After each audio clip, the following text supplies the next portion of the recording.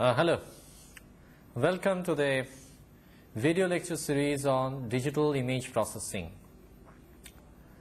The term digital image processing, I think, is familiar to many of us because today we are using the digital image processing techniques in several application areas.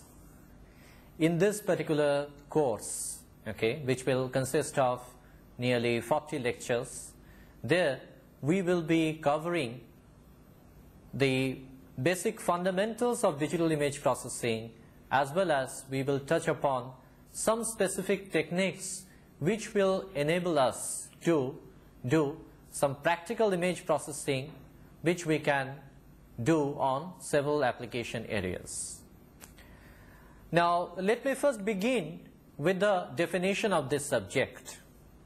I think the title itself suggests its definition. When I say digital image processing, there are a few things which are involved. Firstly, the image that we are talking about is a digital one.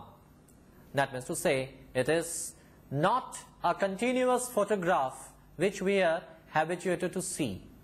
Rather, it's an image which will be captured by a computer or any other device which will capture the image, and then it will store it in a discrete form. It will convert the image into a digital form, and then the processing will be done in some computational unit. So basically, the term digital image processing refers to the processing of a two-dimensional picture by a digital computer.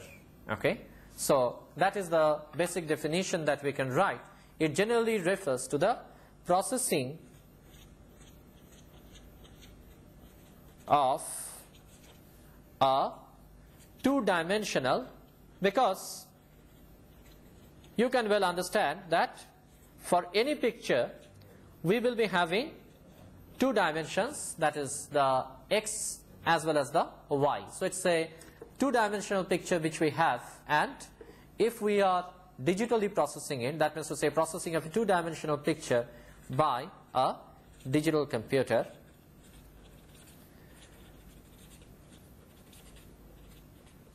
this we can give as a definition of this particular subject. But very often many of us tend to confuse between some of the other familiar terms like pattern recognition, computer vision, and many of us have got misconception that whether they are all alike, whether they tend to do the same thing, whether they are the different names for same or a very similar thing. So I think at first I would try to make this doubt very clear in your mind. I mean, I'd first try to clarify the doubts which you may have in your mind. So the doubts are generally about these terms: digital image processing,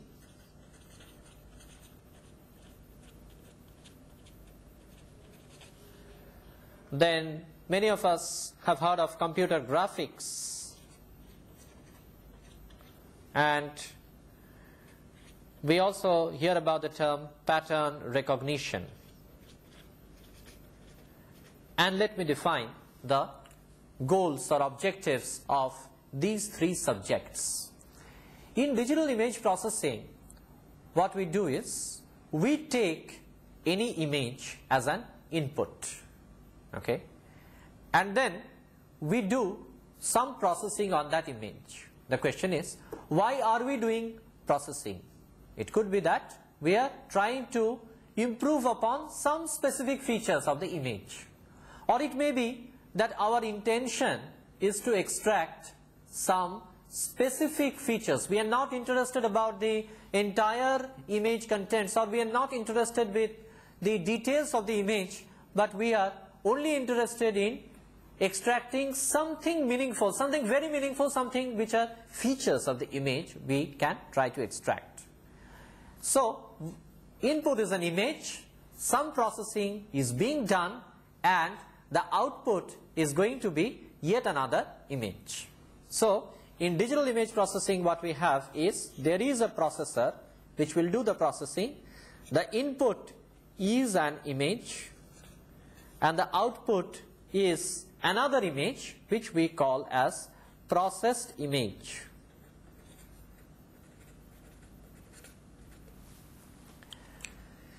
In the case of computer graphics, what we do is we generate some pictures, all right? We generate some lines, we can do some shadings on the object, we can do a lot of other things, and there what we do to the computer, we feed a set of descriptions. We specify that what are the descriptions of the object which we are trying to draw. And then on that object, okay, we do some computer processing so that we can represent that object pictorially or in a graphical form. So in the case of computer graphics, what we have is the input is a set of descriptions. The input is a set of descriptions and we do some processing within the computer, and then the output which we generate is an image. But this image is something which is synthetically generated, in the sense that it is not a real image, not in a real picture, but something which is generated out of the descriptions which we have fed. In pattern recognition, what we do is that we feed an image as an input, okay, and we are interested in extracting some meaningful descriptions out of the picture. Maybe that it is a satellite image and we would like to know that how many different classes are there in the image. It's a remote sensing image and we are interested in identifying that which is the vegetation area, which is the water body area, okay, which are the forests area. Like this we would like to identify each and every partition. And what we expect from the computer is we will feed the satellite image to the computer will do all the processing and it will generate a set of descriptions, okay, indicating the different classifications, that yes, you have region number 1 so and so, region number 2 so and so, region number 1 having this much of area. Like a set of descriptions are generated out of the image, okay. That is a pattern recognition. Sometimes we call it as pattern classification. So these are the different objectives of these three subjects: digital image processing, graphics, pattern recognition. We also hear about yet another term which is called as computer vision. And in case of computer vision, what we really have is the computer vision must be preceded by some digital image processing operation. Means give a raw image, we will generate a processed image, okay, by applying any digital image processing technique, and we will try to understand that processed image, okay, and by understanding we will be generating a number of properties, okay, from that given image and have some meaningful information extracted. We will try to recognize the different objects, okay. We will try to give descriptions to these different objects, properties, everything we will associate, and that will be the goal of the computer vision.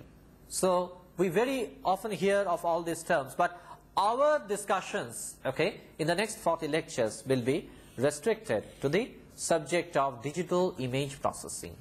All right. Now, you may think that the subject of digital image processing is very new, because you might be hearing about the term digital image processing quite recently. Maybe for the last 10-15 years you might have heard about this term. But let me go back to the history. I think you'll be quite surprised to know that even as early as in 1920, okay, people had used image processing techniques. Okay, you know where? That time people were sending newspaper pictures from London to New York by submarine cables. Okay, so they required transmission of pictures, meaning that they also had to look for the quality of pictures which are being sent, okay, and that was as early as 1920 when we did not have all the computers that we have today, okay, nothing of this kind. Then say around 30 or 32 years back when people were conducting the lunar missions, okay, at that time we all remember that we used to see the pictures which used to be sent from the moon, okay, and sometimes pictures were also collected from other planets and we could see them, okay. So at that time also some image processing techniques were being utilized, okay. But there were a lot of problems about image processing in those days, and as I told you that we did not have any sophisticated computer which we have today. And image processing, digital image processing is something which is generally a very, very time consuming process, okay, because what you have to really do is you have to subdivide a given image into a number of small picture elements, and those small picture elements we call as pixels. Let us look at any typical image. Supposing somebody gives me an image like this. Somebody gives me an image like this, okay, and I would like to put this image into the computer.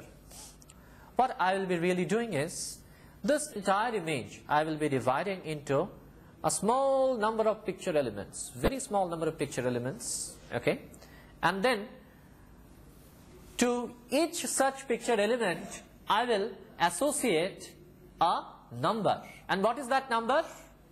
You can clearly see that why are we able to make out that which person is there in this image, or what is the background and all these things. How are we able to make out? Very clearly there are intensity differences, okay, which are existing in the image. You can see that this part of the face, okay, is a little brighter, the hair is quite black, okay.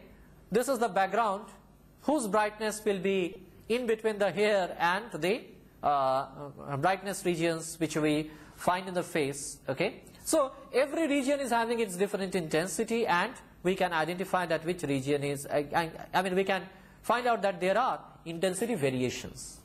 So what we will be doing is we will convert this entire image into a two-dimensional array of picture elements.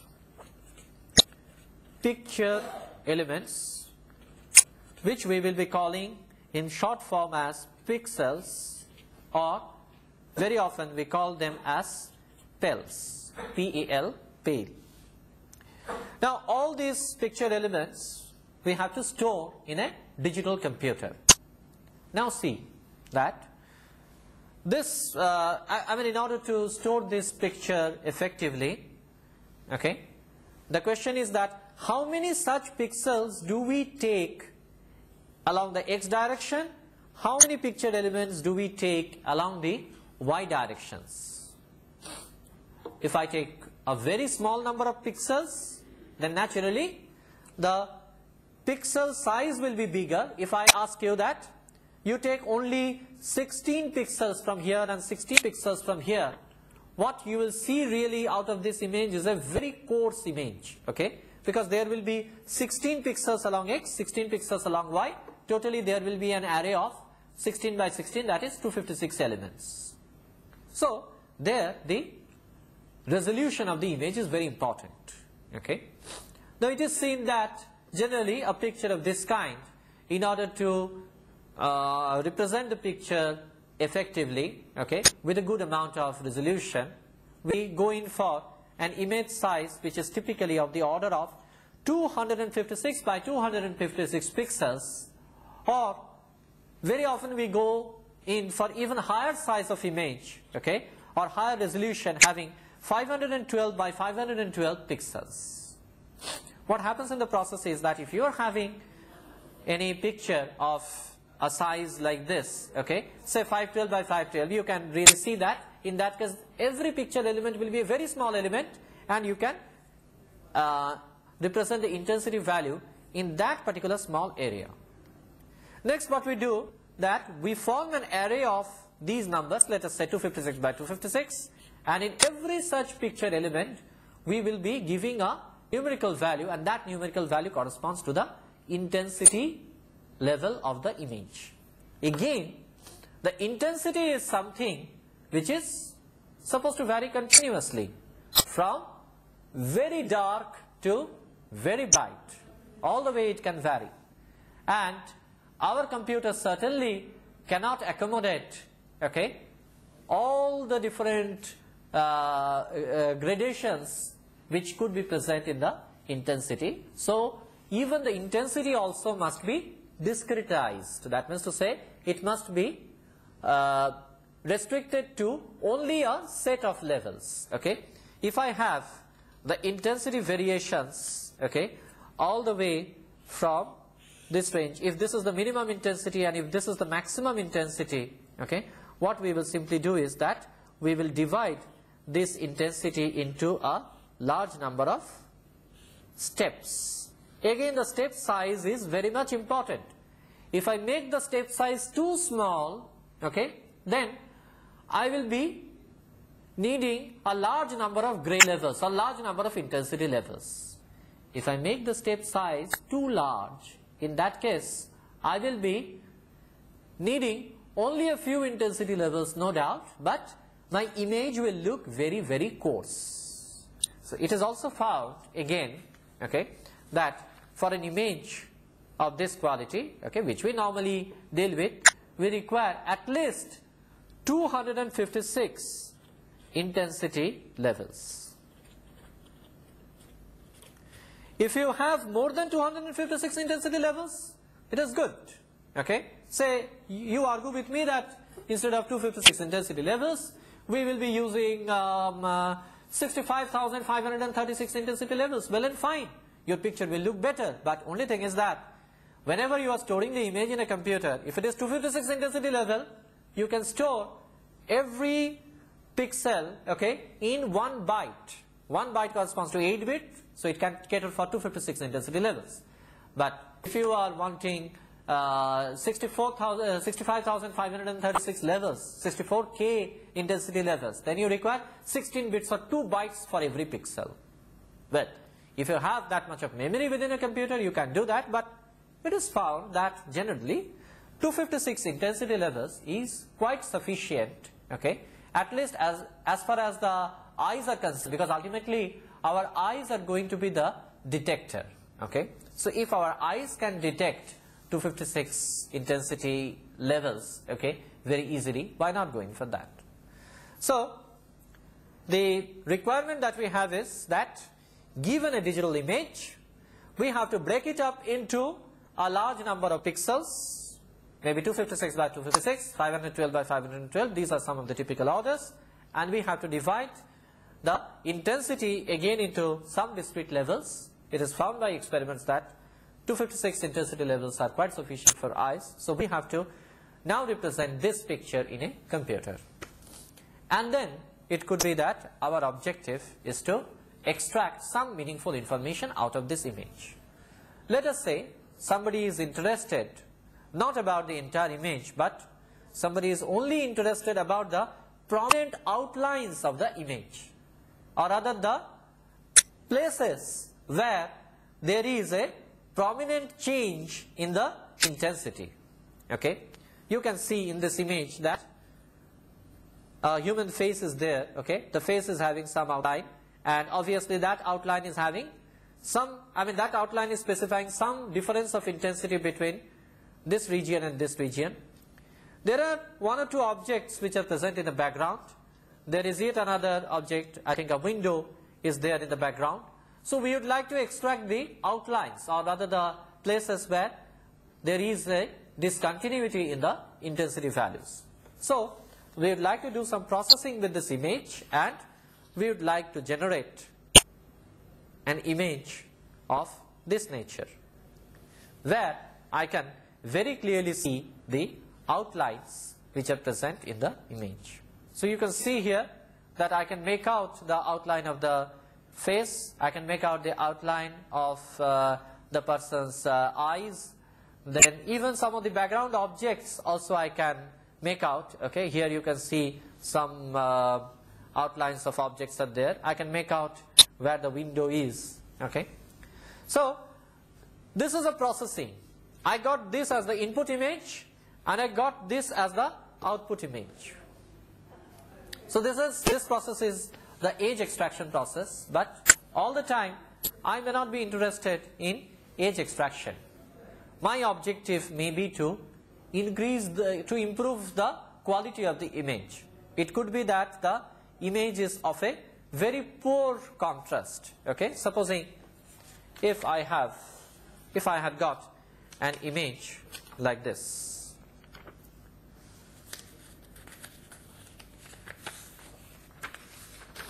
supposing I have an image of this nature, what you see on the left. This is an image which is having a very poor contrast. Okay, and we may like to improve upon the contrast and try to get an image of this nature. Alright, so this is also a part of processing. So this will be the input image, this will be the output image. Now it is not that every time we do image processing we improve everything about the image. That is not possible.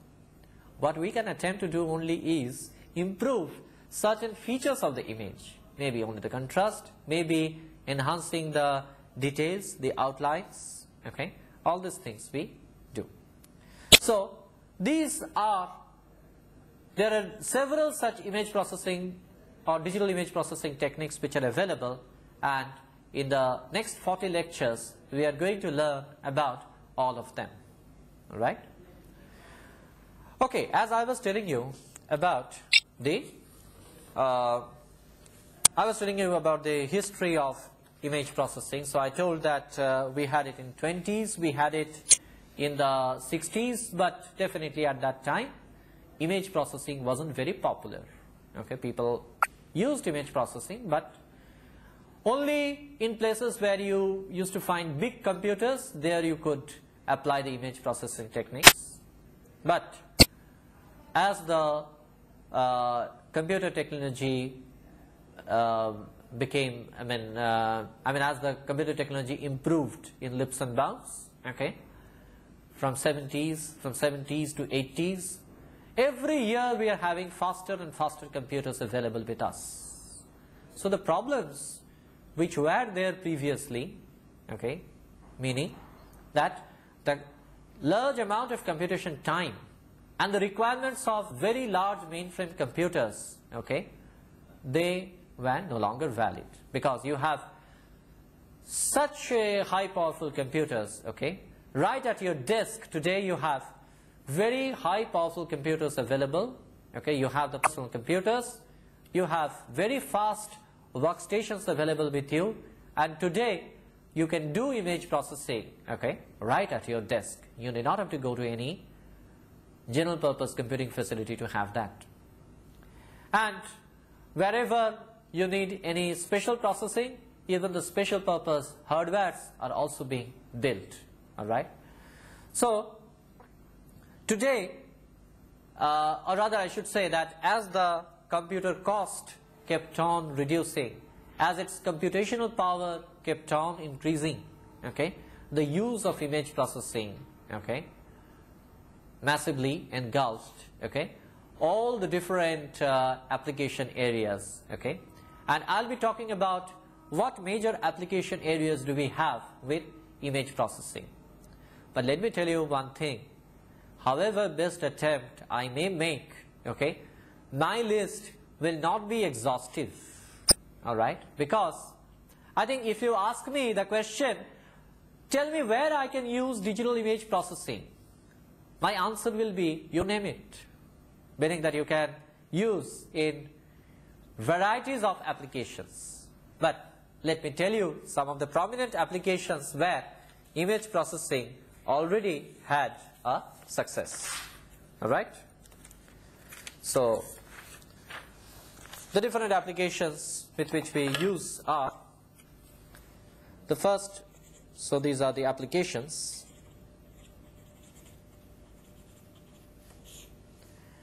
And the first prominent application, as I was telling you a little while back,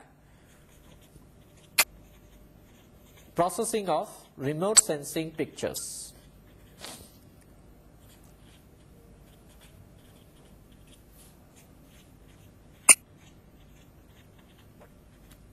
And there are varieties of uses for this: tracking of earth resources, geographical mapping, prediction of agricultural crops, prediction of urban growth, weather predictions, flood control, and lot of other environmental monitorings, okay, can be done by having a suitable remote sensing picture processing.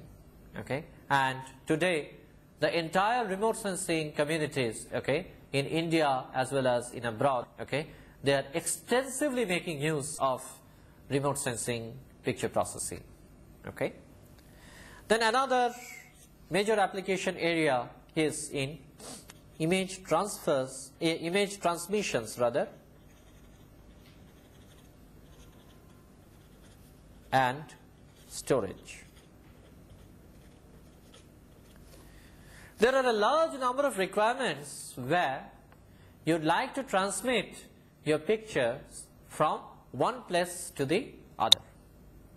And the problem that you normally face is, if you are trying to transmit an entire picture from one place to the other, you remember I was telling you that a small picture like that, the one which I showed you sometimes back, may require 256 by 256 pixels, each pixel containing 8 bits or a byte of information. So that means to say that entire picture was having 64 kilobytes. And supposing I am going to transmit a picture in real time, or a sequence of pictures I am going to transmit in real time from one place to the other.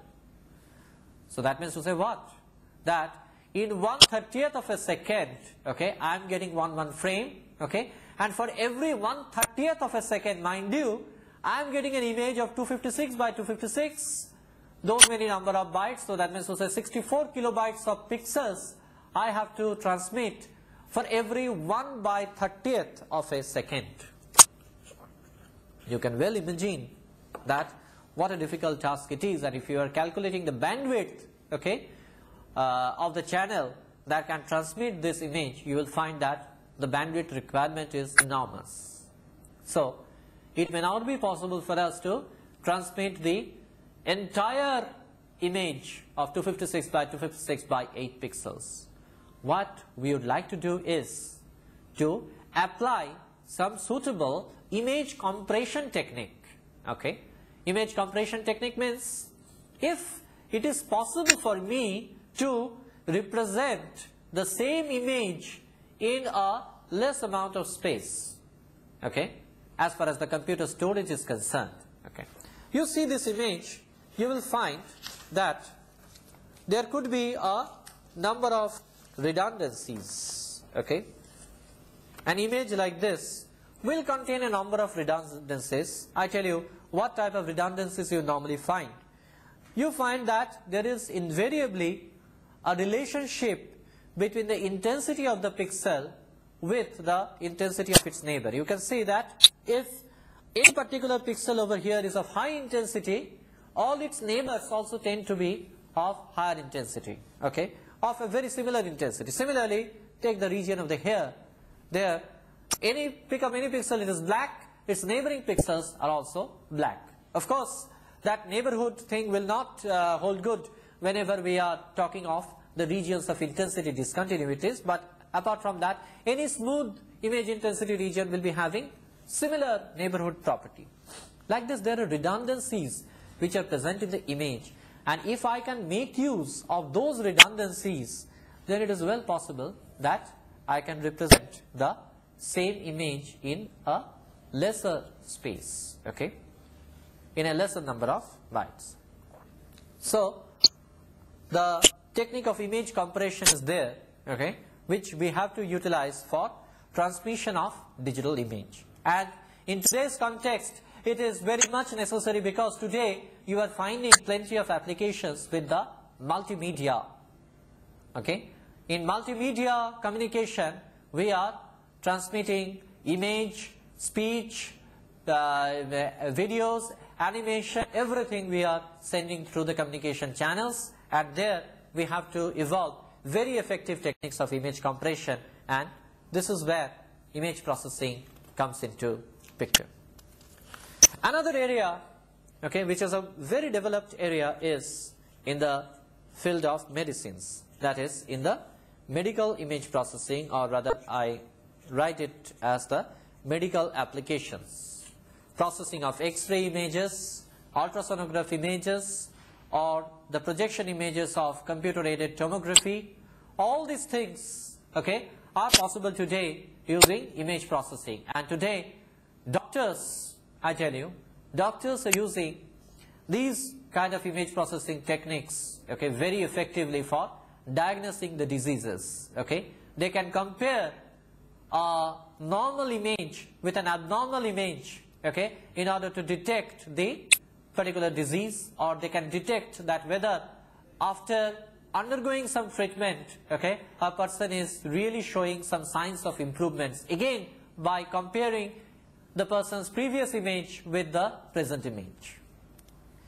Then another application, very useful application, is in military, okay, and there also people are using the image processing techniques for a long time, okay, where they have to detect, recognize and track a large number of targets, okay, or if they are going to do guidance or maneuvering of some aircrafts or missiles, there also digital image processing techniques can be used.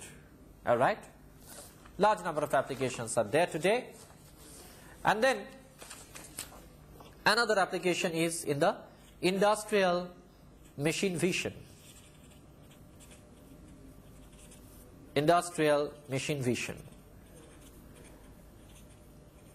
And in that, what we normally do is that we can inspect objects by applying digital image processing techniques. Supposing some industry, they have manufactured some object of this nature. Supposing this is an object that they have made, and we may be interested in finding out its dimensions, okay, we may be interested in finding out its surface finish, okay, and several other visual properties of this object we may like to find out. Now very often we do it, or rather we are accustomed to do this kind of inspections using human inspectors, okay. So if a factory is producing thousands of pieces every day, an inspector will be there, or several inspectors will be there, who will be sitting and who will be inspecting each and every item, okay, and then they will take a decision whether to put it in the acceptance bin or whether to put it in the reject lot, okay. They will be doing this kind of a thing, okay, all over the day they will be doing, and it's a very tedious job. And not only that, there are number of times there are subjective decisions which come into picture. He may think sometimes that, look, I find that the surface finish of this object is okay, and I accept it. And at some other time, another object comes with a very similar surface finish, but maybe this time I just say that I think it's not good, I just reject it. So this kind of decision makings are very often there, especially when we are doing visual inspection, where it is, wherever it is parametric, it's well and fine, where we can specify a parameter that, okay, like say for example in the case of dimension, it is specified that if dimension is this much plus or minus this much, you accept it, otherwise you reject it. But wherever there are subjective decisions, whether the surface finish is good or the surface finish is bad and something like that, there, okay, the digital computer can help. It can capture the picture and it can analyze the texture of that image and study its surface properties, and then it can find out some specific parameters out of those surface properties and then take a decision that whether to accept it or reject it. And not only that, the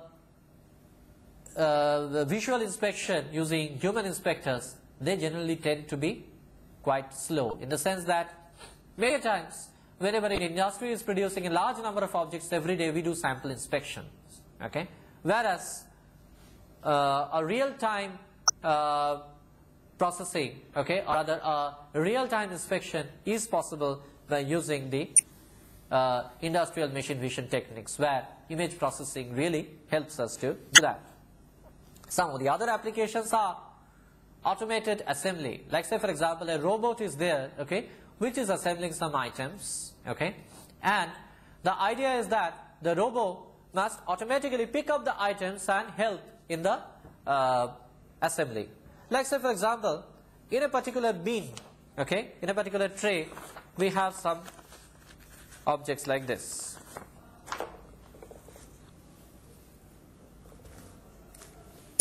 Supposing we have these different objects, okay, on a tray, and a robot is there, okay, to help us. A robot will pick up, the robot will be having all the assembly instructions. It will be having a camera with him, okay, and that camera will capture this picture, and then some processing will be done to make out that which is this object, which is this object, which is this object. So the computer must be able to process this image and identify that which part is the screwdriver, which part is the hammer, which part is the spanner, like that. And supposing at some assembly stage I am required to pick up the spanner. So what the robot will do is that it will capture the image. The processor will tell him that this is the coordinate of the spanner, okay. The processor identifies the spanner, and then it tells the robot that this is the coordinate where you can find the spanner, and the robot arm will come and it will grip this piece and use it for assembling. So you can use the digital image processing techniques for not only for machine vision, rather for automated visual inspection, something which I was telling you sometimes back, but also for automated assembling using robots. These are, as I told you, that these are just some of the uses. Another use I can think of is document image processing, okay, where supposing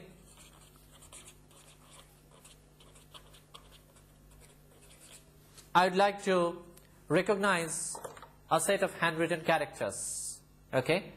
I've got some handwritten documents and I'd like to recognize each and every letters, okay, and I'd like to compose the different words with their meanings, and I'd like to process either a handwritten document or maybe a textual document.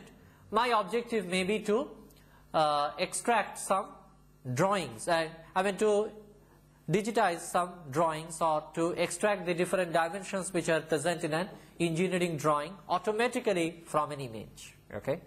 So again, there we have to apply the digital image processing techniques. And as I told you, if you ask me which application should I use image processing, my answer will be you name it. Wherever you have images, okay, doesn't matter what type of sensor you are using, okay, doesn't matter whether you are using infrared sensor, doesn't matter whether you are using other sensors, okay, you can, as long as you can do some kind of an imaging, okay, you can also do digital image processing. Now let me just show you the typical block diagram of an image processing system. An image processing system will be having these major blocks, okay. There will be a camera and a digitizer,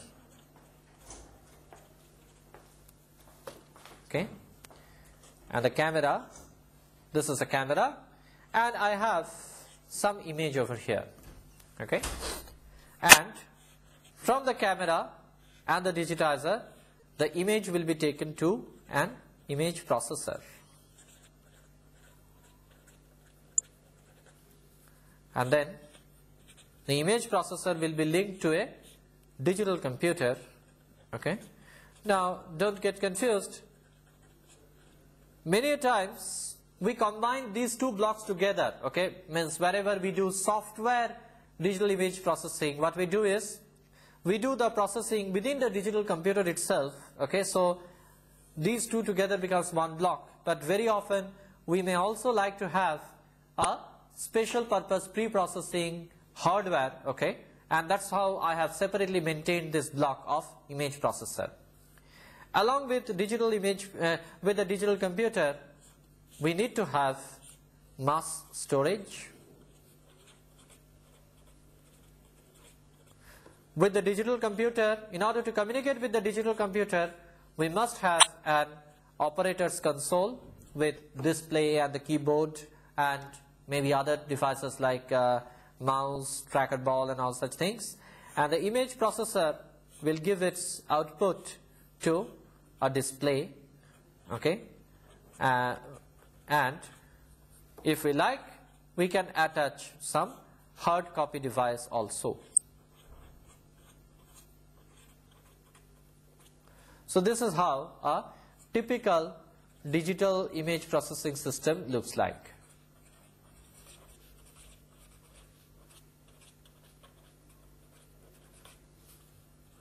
So this is a block diagram that I have shown. So from the physical world, from the physical image, okay, camera digitizer, image processor, digital computer, then giving the processed image to the display, and then if you want, you can have a hard copy device, okay, to get this, okay. Hard copy device, most of us today use the high resolution laser printers. I think high resolution laser printers gives us quite a good output. In fact, the image which you are seeing from here, okay, this was an image which was generated in our computer vision laboratory at the Electronics and Electrical Communication Engineering Department of IIT Kharagpur. Okay, there this image was generated, and what you see is a laser printed image. So these are, but if somebody goes in for a costly hard copy device, okay, one can get maybe a photographic quality images. Now, let me tell you about the coverage which we are intending to have in this digital image processing course. So I talk about the course coverage.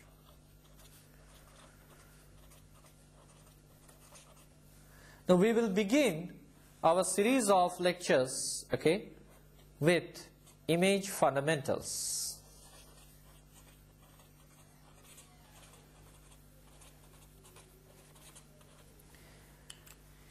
In this, we will be basically defining some of the relationships between various pixels, okay, and we will show you how to represent an image, okay, and what are the basic relationships. All these we will cover under image fundamentals, and after that we will be going over to imaging geometry. So our topic number 2 will be imaging geometry, okay, where we will be talking about the where we will show that how actually the images are formed, okay, from a physical world into the camera coordinates, the transformations which are involved in the process, okay, the perspective projection, the orthographic projections. These are the things which we will be discussing under the imaging geometry and projections, okay. We will also cover, within this imaging geometry, we will also cover stereo images, okay. Let me tell you, or rather stereo imaging part we will cover. Let me tell you that stereo image also is a very important thing in image processing, because if we see an image like this, what happens to it is that the depth information that is present in this image is lost, okay. I don't know that whether this person, okay, is, with respect to camera, whether this person is, at what distance this person is sitting, at what distance these walls are there, at what distance these backgrounds are there. I can't make out anything from here, okay. All that I have is a set of intensity values on an XY plane, that's all. I do not have the depth information, okay, or the distance from the camera to the actual object point. That information is missing. If I have to retrieve that information, then instead of using a single view, we have to go in for two views of a picture, okay. So what we are going to do is, we are going to take two images, okay, of the same scene but from two different positions, and then what we are going to do, we are going to compare these two images, okay, and then we are going to find out the relative shifts of different objects. And the relative shifts, like you may find that this particular object has been shifted more maybe in comparison to some other object, maybe as compared to this object the shift for this one is different. So like that we are going to measure the shift, or what is known as the disparity, okay, and then by comparing the, I would call this as the left view, okay, and I would call this as the right view. By comparing the left view and the right view, we will be able to determine the depth, we will be able to extract the depth information, okay, if the imaging geometry is well known to us. Alright, so that is what we will be attempting under the coverage of stereo imaging, although we will be discussing about the imaging, not about the matching part, that is to say that how to do the correspondence between the left image and the right image we will not cover, but the stereo imaging principles.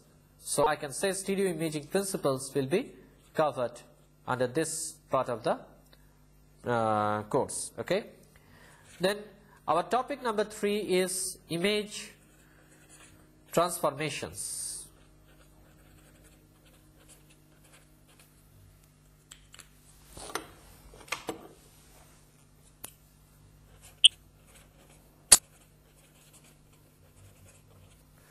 So here what we will study is how to transform an image from a spatial domain into some other domain where we can conveniently represent the image.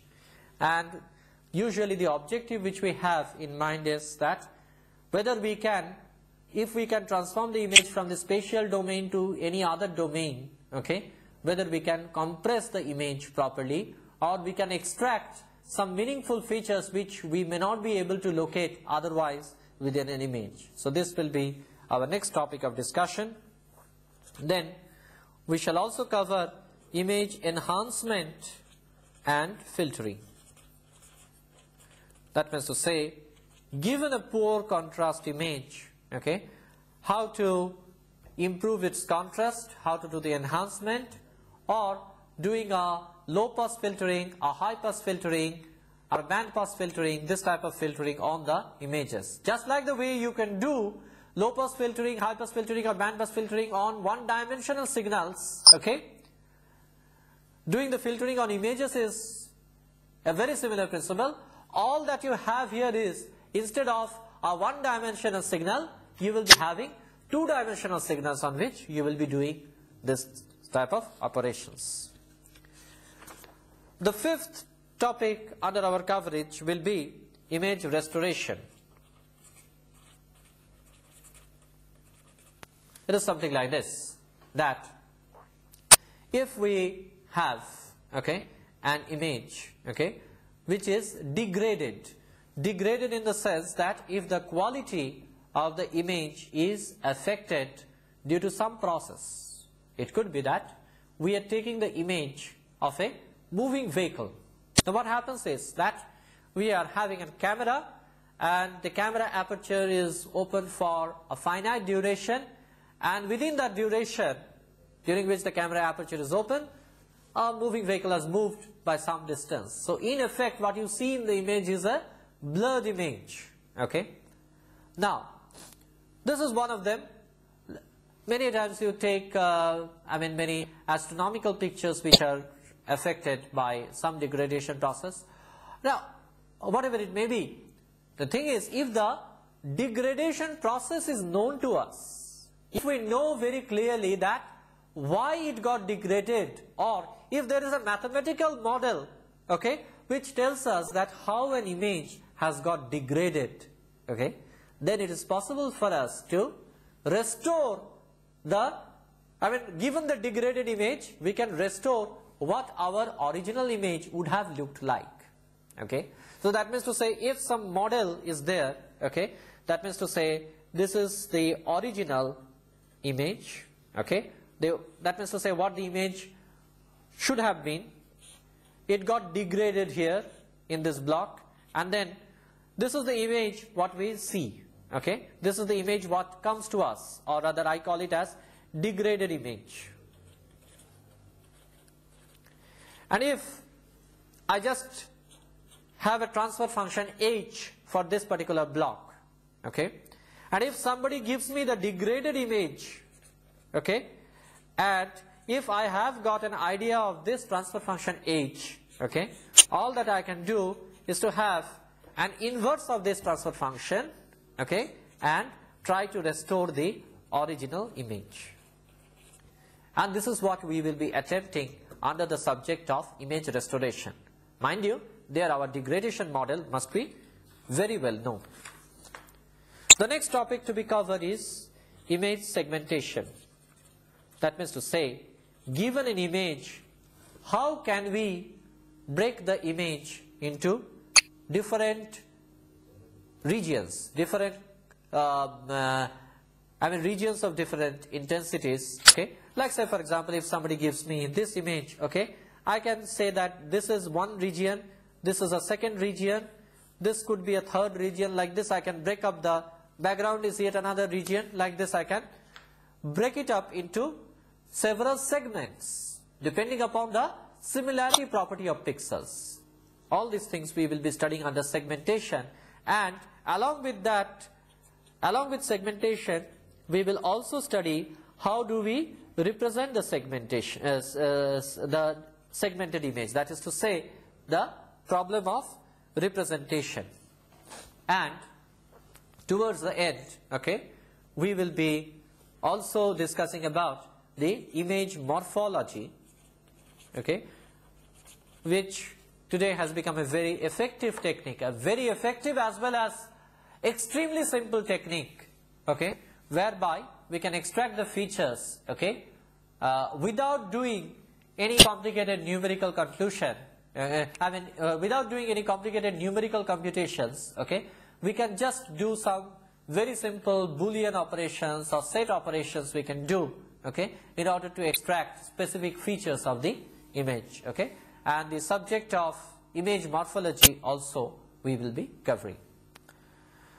Now, just to tell you about the different reference books, okay, which we may use from time to time, okay, let me suggest some books.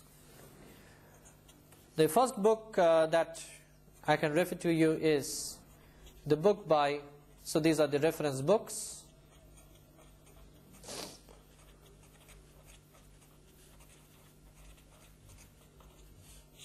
The first book is by A.K. Jain. The title of the book is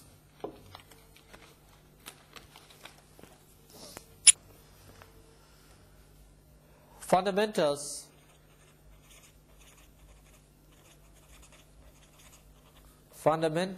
of Digital Image Processing.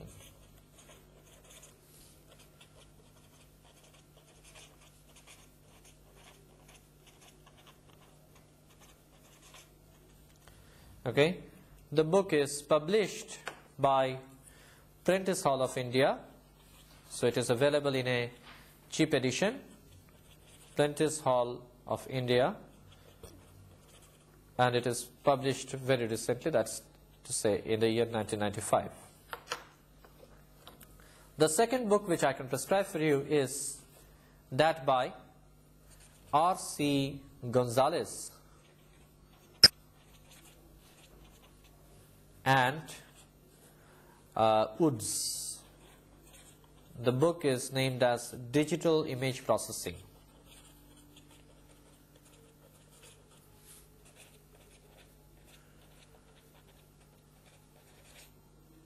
And this happens to be an Addison Wesley publication. Addison Wesley. Actually, this book is an extension of There was an earlier book by Gonzalez. In fact, there, his co-author was Gonzalez and Vince. I mean, that book was by Gonzalez and Vince, and the book has been thoroughly upgraded now, okay, and it is now co-authored with Woods, and the name of course continues to be Digital Image Processing, okay, but this is a more recent book, okay. And then another very important book is by Rosenfeld, A. Rosenfeld, okay, and A.C. Koch.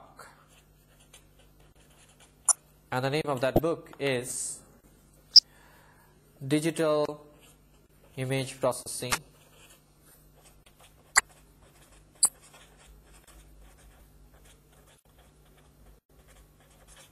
and these appear in 2 volumes, volume 1 and 2, okay, and this happens to be an